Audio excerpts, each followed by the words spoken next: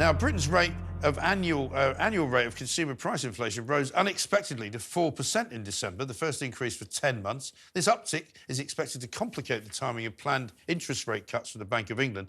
Tobacco prices increased by 16% on the year. Luckily, I don't smoke anymore.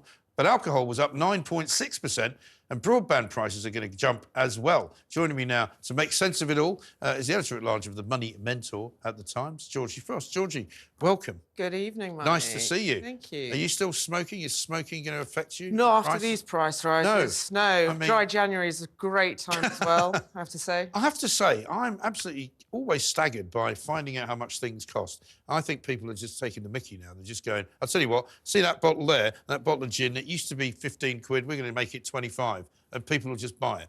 Well, yes, that is true, but I also think the government putting up alcohol and tobacco duties also had quite a big impact as well. I mean, a lot of the producers have been criticised, brands have been criticised for putting up prices more than they really need to during the cost of living crisis. So, yeah, absolutely, that would have fed into inflation. Absolutely right. Yeah. I mean, people have said that, or certainly Rishi Sunak has said that they're bringing inflation down. I mean, we know we didn't really have them to thank for it going up.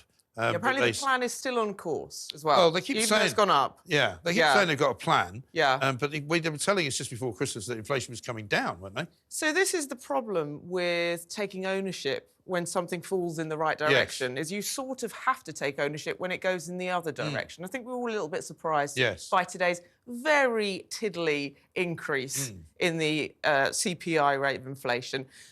You know, it's disappointing for everyone. Of course, we all want to see inflation go towards target. That's 2%, but it doesn't really put a setback into what the Bank of England's going to do next. The Bank of England have said the whole way through, hold on a minute, everybody's getting a bit carried away. I was hearing 6 base rate cuts this year, actually. 6? I mean, please. Well, we then did it have went to 13 5, rises, then it went to didn't we? 4. We had 14 rises of the base rate, absolutely, up to 5.25% in August, and it's been held while the Bank of England are just assessing the economy and what happens with inflation. Because, of course, that's what they've been doing it for. They've been raising rates to bring inflation down.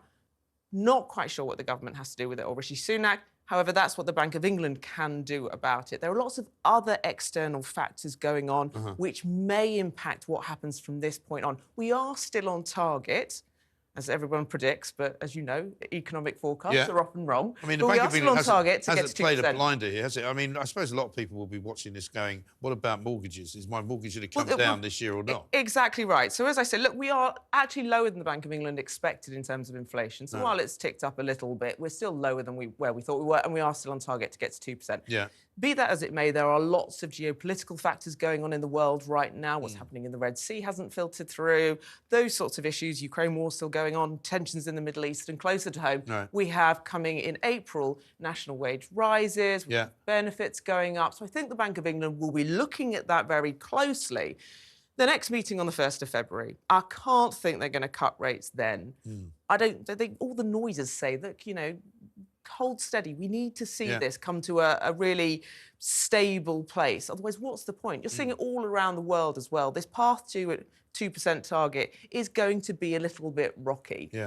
So they don't want to disrupt the progress that we've made so far. So I think the first cuts are predicted to come maybe in May.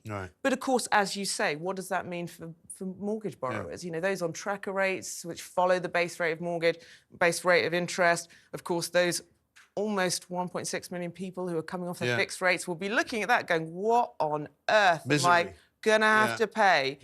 The good news is there's a bit of a mortgage price war going on at the minute. But look, if there's another war going on at the minute as well. We have to get out of this because we've run out of time. I'm sorry to say. That's but fine. listen, don't worry. Thank you so much. You're watching the groundbreaking Independent Republic of Mike Graham.